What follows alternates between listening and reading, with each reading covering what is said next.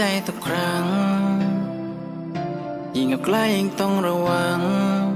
คอยบอกตัวเองว่าไม่มีสิทธิ์ไม่ควรคิดหวังให้เกินกว่านั้นแต่จะเก็บไว้ไม่พูดออกไปจะดีกว่าให้เธอเจอคนที่ว่าใช่และจะคอยดูเธอนั้นอยู่ห่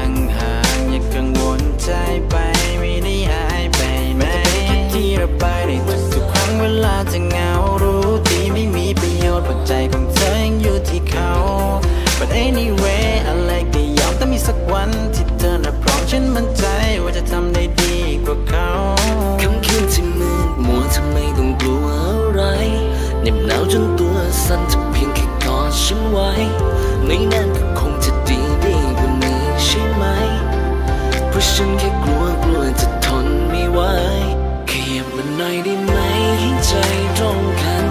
แค่ที่ยืนตรงนั้นยืนอยู่ข้างเธอรู้ดีว่าไม่มีทางเพราะเธอยังลืมเขาไม่ได้แต่ถ้าวันใดวันหนึ่งจะคิดถึงฉันขึ้นมาแค่กดเบอร์โทรมาหาฉันจะรีบไปไม่ว่าเธออยู่ที่ไหนบนโลกนี้เก็บความรู้สึกนั้นเอาไว้หรือเพียงแค่พูดตรงๆออกไปอยู่เป็นเพื่อนไม่ยามที่เหงาให้รอเธอเลิกกับเขาไม่นานจะดีกว่านี้ไม่ต้องข้ามน้ำหรือข้ามทะเลก็จะไปจะเก็บรักษามันดวงใจเชื่อใจตัวเองสักครั้งโดยไม่กลัวว่าใจจะพังจะบุกน้ำและลุยไฟ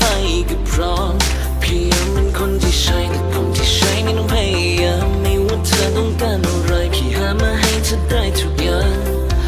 ยังคงไม่ยอมแพ้แม้ใจจะอ่อนแอเท่าไรค่ำคืนที่มืดมัวทำไมต้องกลัวอะไรเหน็บหนาวจนตัวสั่นจะเพียงแค่กอดฉันไว้ไม่นานก็คงจะดีกว่านี้ใช่ไหมเพราะฉันแค่กลัวจะทนไม่ไหวแค่อยากมันหน่อยได้ไหมให้ใจตรงกันแค่อยากจะยืนตรงนั้นยืนอยู่ข้างเธอรู้ดีว่าไม่มีทางเพราะเธอยังลืมเขาไม่ได้แต่ถ้าวันใดวันหนึ่งเธอคิดถึงฉันขึ้นมาแค่กดเบอร์โทรมาหาฉันจะรีบไปไม่ว่าเธออยู่ที่ไหนบนโลกนี้แค่หน่อยได้ไหมใจตรงกันแค่อยากเป็นคนคนนั้นที่ยืนข้างเธอรู้ดีว่าไม่มีทางเพราะฉันแทนเขาไม่ได้